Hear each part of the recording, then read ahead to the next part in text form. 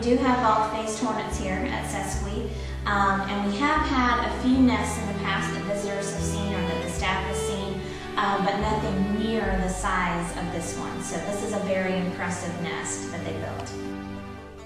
What's that beside the hornet's nest? This is actually a big brown bat, and they're named big brown bat because there's also a little brown bat. It's not because they're humongous. This is about the average size, which is also about the average size of any bat in South Carolina. Generally, they'll fit in the palm of your hand.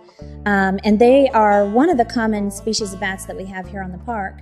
And in the summer months, we do bat programs, and we learn about bats, and we talk about their feeding habits and their where they live and things like that. And then we go out on the park and we look for bats flying around.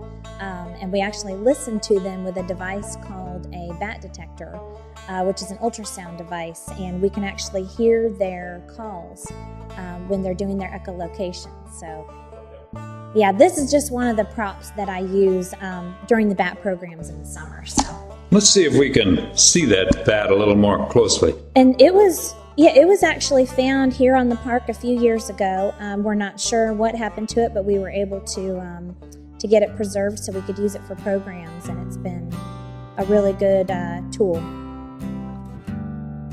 What's this case of displays over here? These are just a lot of different items that are just things that educate park visitors about some of the plants and animals that are found on the park. This one in my hand here is actually a pine cone from a longleaf pine, and these are very common on the park, and they're fairly common in South Carolina, and they have the largest pine cones in South Carolina. They can get up to 10 inches tall, so they have a pretty impressive pine cone.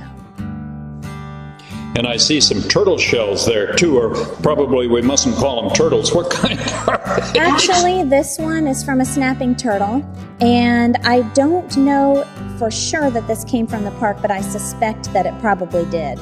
And as you know, snapping turtles can get way, way bigger than this, but this is also the biggest shell on the shelf, so these snapping turtles are pretty impressive.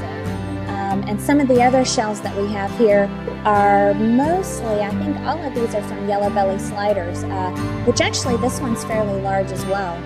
And these are an aquatic turtle, and these are really common in the lake here at Sesqui, and they're really common all across South Carolina.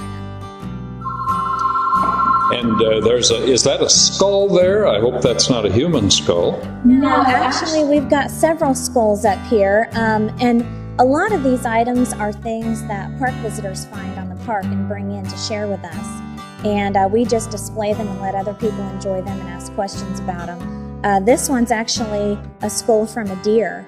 And as you can see, it's in pretty bad shape, and the front part of it's broken off, but we're able to tell, one of the ways we can tell it's a deer skull is by looking at the teeth, and there's still a few teeth intact there. And we also have some deer antlers that I use a lot in my programs, but people love to come in and look at these and feel them and see what they feel like. And they ask a lot of questions about these animals. Well, this is wonderful. Even standing here or sitting in a chair, one can get an education about the park. Thanks, Stacey. Thank you.